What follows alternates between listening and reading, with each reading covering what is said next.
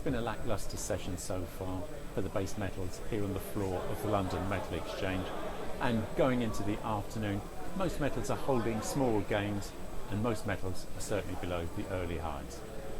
There was some positive news out of China early in the session.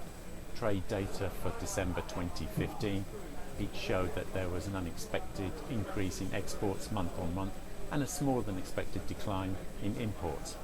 As well, Chinese copper imports for December rose 13.7% more than expected, with expectations that this trend might continue into this month ahead of February Chinese New Year. Nevertheless, this has not really cut too much ice with the base metals, and after some early short covering, some early corrective buying, markets are back on the defensive, albeit they are still holding some small gains, as we said, and holding above the lows that we saw yesterday. That was when copper, tin, zinc all fell to their lowest since mid-2009. Nickel dropped to its softest since mid-2003. Lead and aluminium were at their lows for a couple of months. It looks like pressure is going to be revisited on the downside.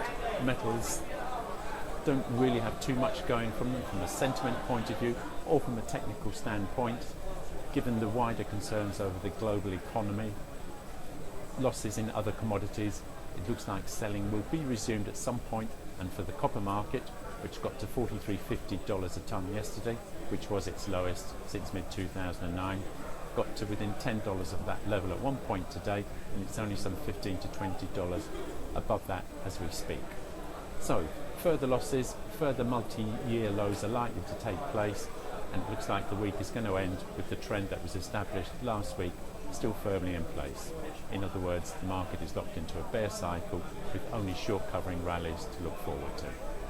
This is Martin Hayes of FastMarkets on the floor of the LME.